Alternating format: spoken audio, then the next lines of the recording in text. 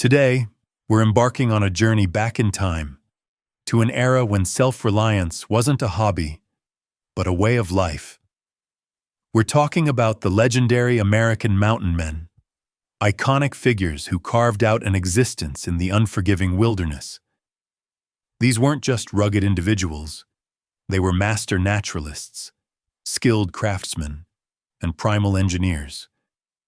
Their very survival hinged on their ability to read the land, understand its dangers, and build shelters that could withstand everything Mother Nature and sometimes human adversaries threw at them. Forget modern building codes or a trip to Home Depot. Their tools were axes, their knowledge was hard-won experience, and their stakes were incredibly high. So what separated the seasoned trapper, who lived to tell tales around the campfire, from the unfortunate soul whose wilderness dream turned into a tragic reality?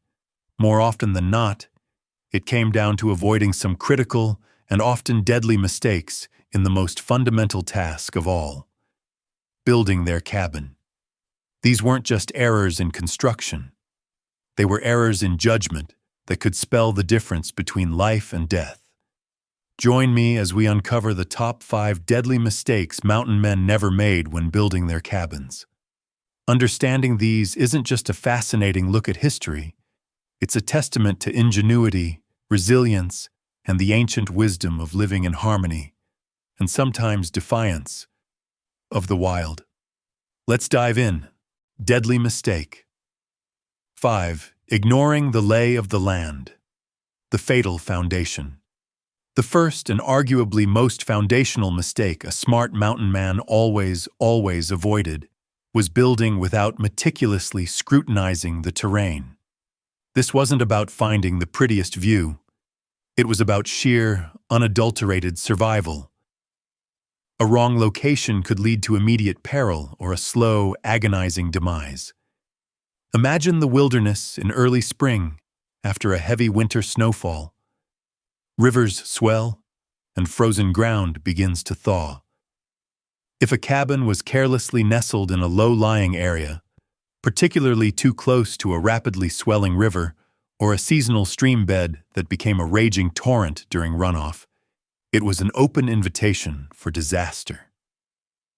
That once tranquil, babbling brook could transform into a furious, muddy flood, easily sweeping away a poorly sited cabin, its precious contents, and, most importantly, its inhabitant.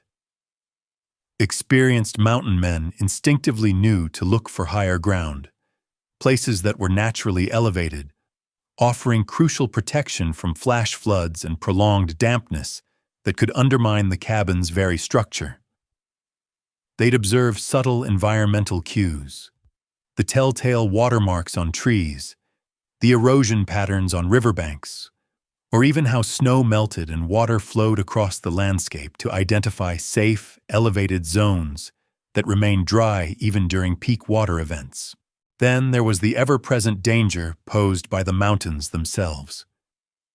In steep, unforgiving terrain, building at the base of an unstable slope or directly below a sheer cliff face was pure folly.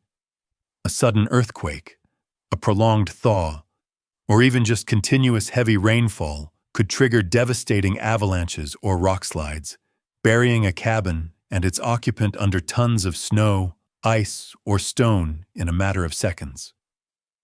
The wise mountain man would choose sites with natural protection, perhaps a small, protective ridge, a gradual slope that wouldn't pose such a direct threat. Or they'd ensure their cabin was securely built on solid, exposed bedrock foundations that offered inherent stability against such forces. They were acutely aware that nature's destructive power could be sudden and overwhelming. Even on seemingly flat ground, drainage was a paramount concern. A cabin built on damp, poorly draining soil would slowly but surely rot from the bottom up. Standing water around the foundation would invite rapid decay of the bottom logs, compromise the entire structural integrity over time, and create a perpetually cold, damp, and unhealthy living space that fostered disease and misery.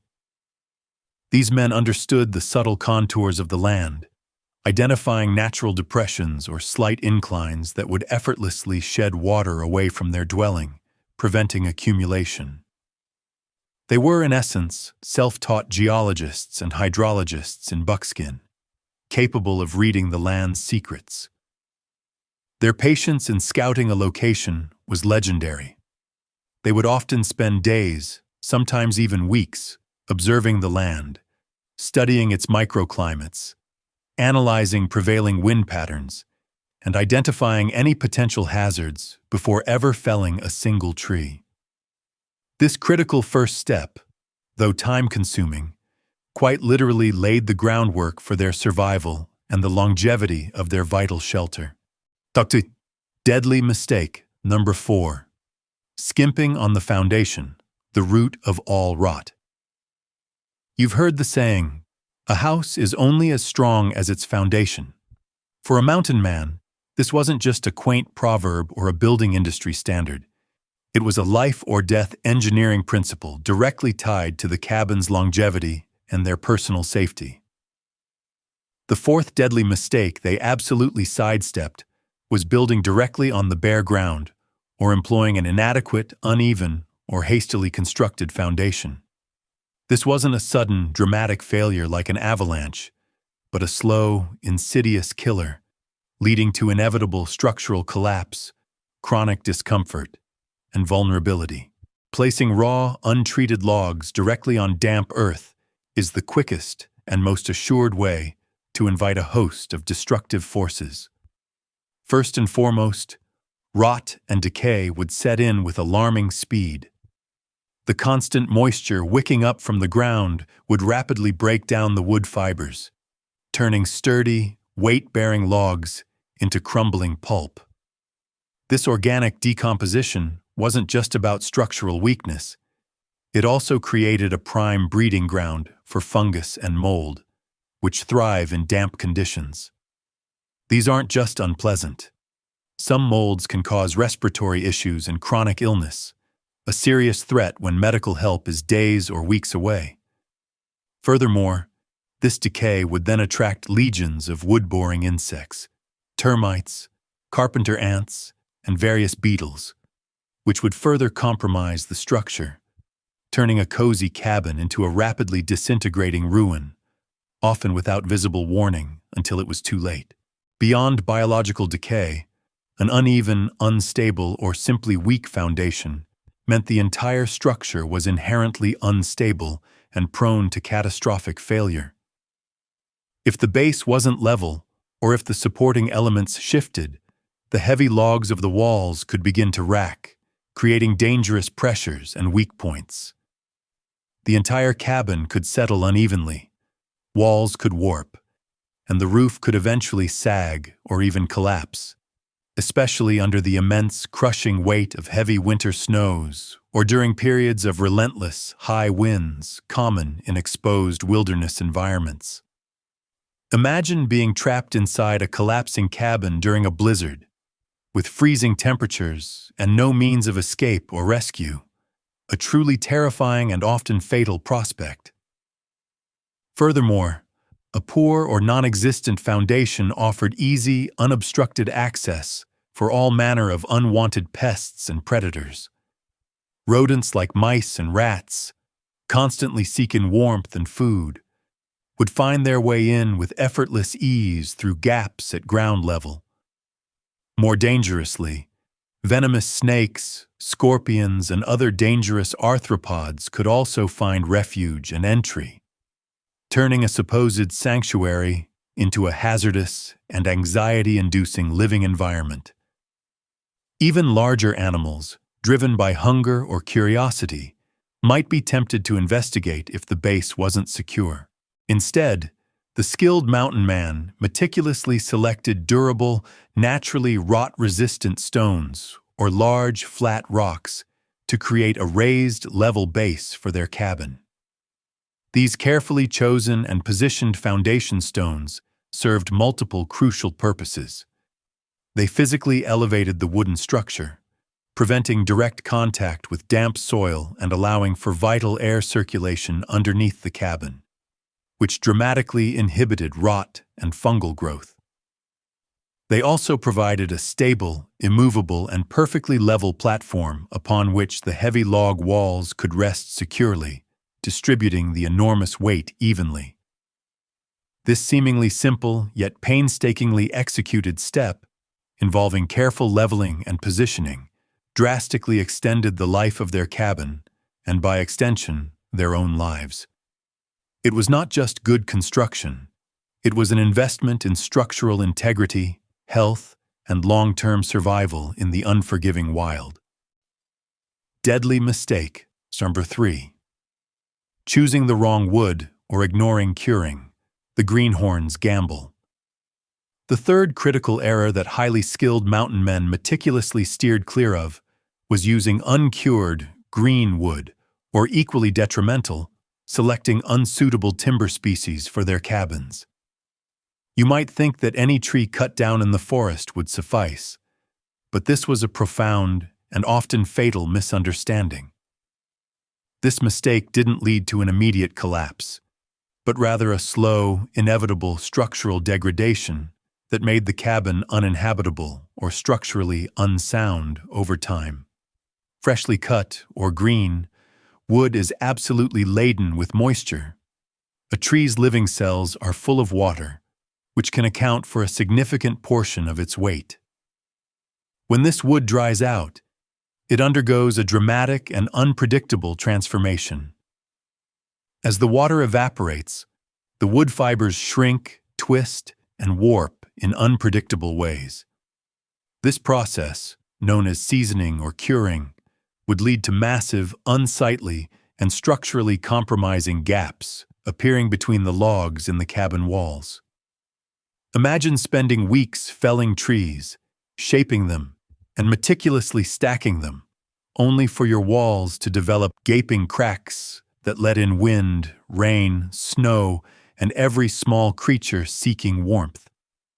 Such a cabin would be impossible to heat efficiently, perpetually drafty, and prone to rapid decay from constant moisture intrusion. Building with green wood was a guarantee of a rapidly deteriorating, inefficient, and utterly miserable structure, requiring constant, often impossible maintenance just to stay standing. Beyond the moisture content, the species of wood itself was paramount. Not all trees are created equal for building purposes.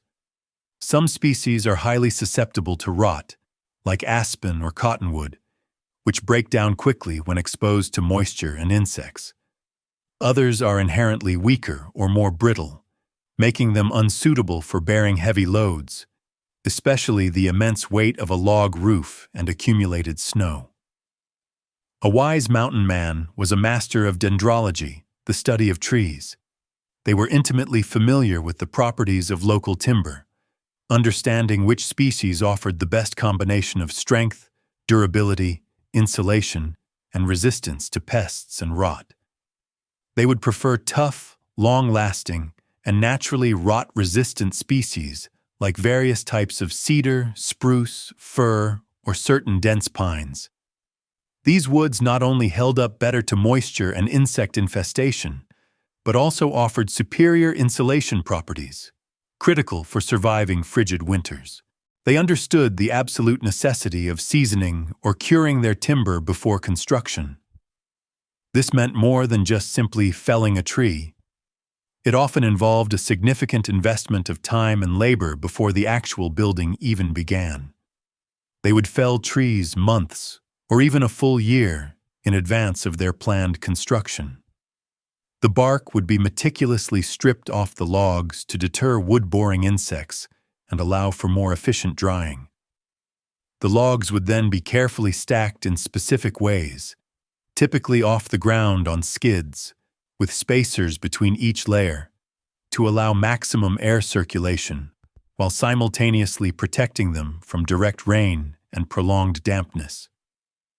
This patient, often tedious process allowed the logs to slowly and evenly dry, shrink, and stabilize.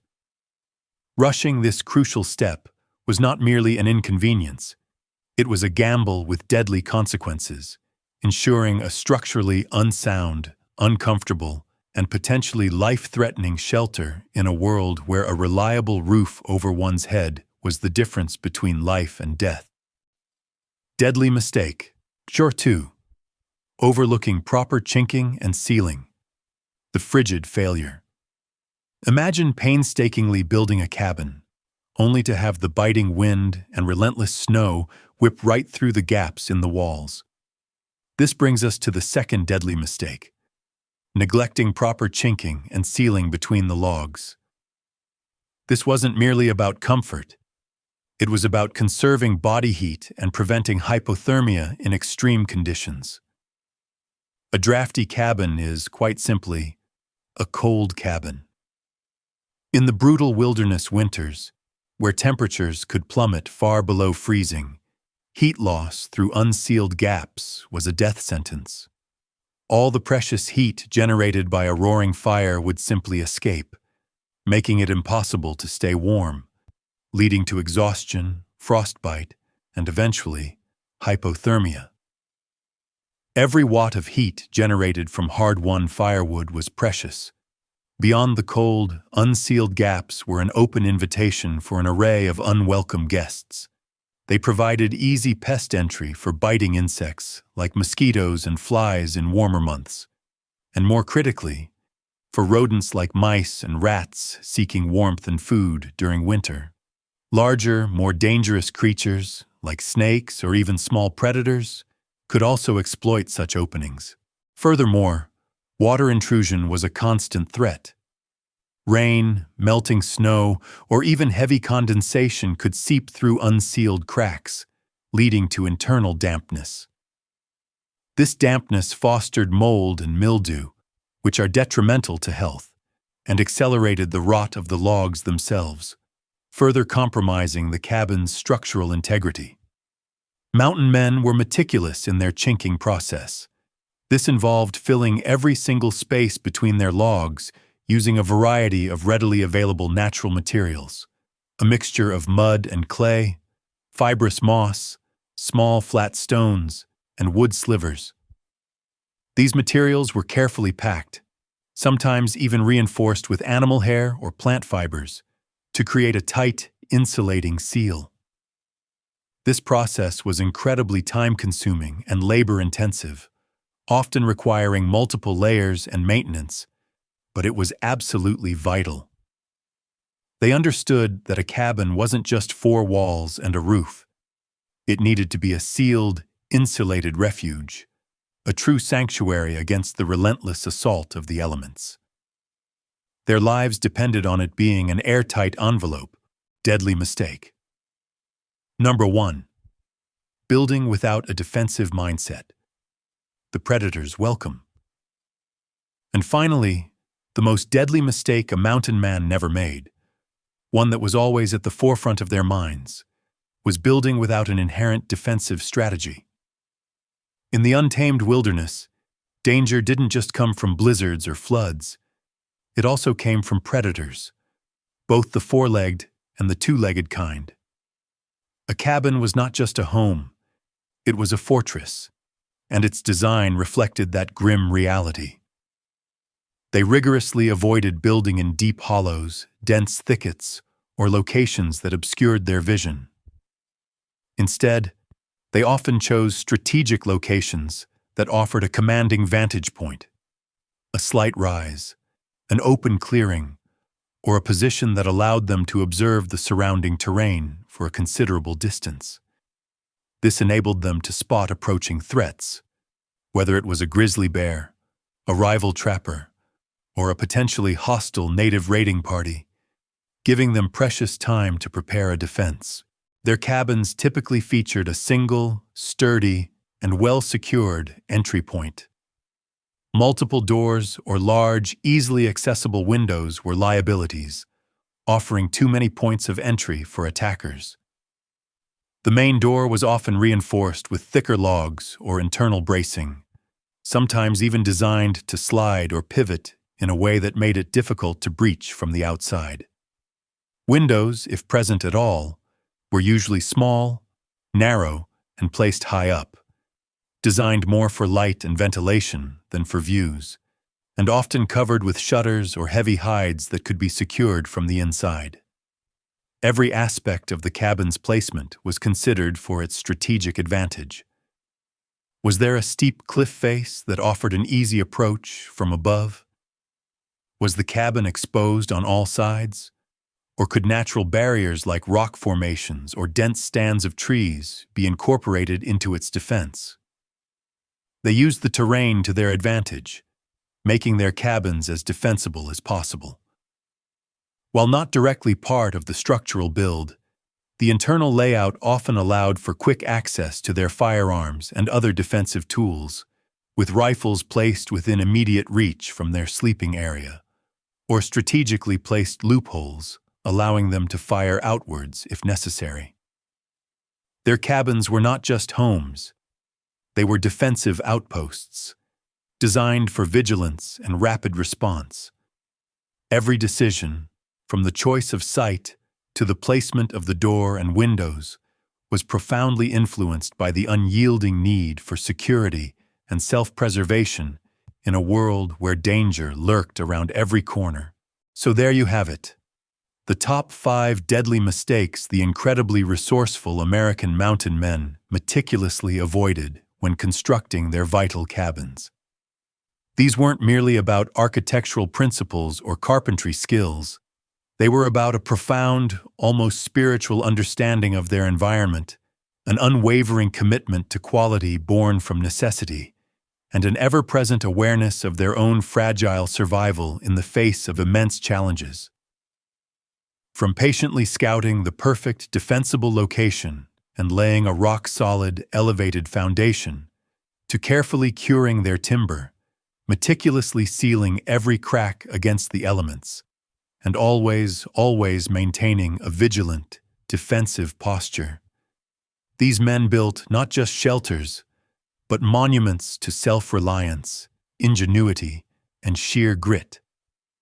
Their cabins stood as enduring testaments to their wisdom, their endurance, and their unyielding spirit in a world that constantly tested the limits of human resilience. Their legacy reminds us that true strength often lies not in what we can acquire, but in what we can build, understand, and defend with our own hands and minds. What do you think of these wilderness survival insights? Are there any other crucial mistakes you believe these legendary figures navigated, or perhaps lessons from their lives that still resonate today? Share your thoughts in the comments below. I love hearing your perspectives,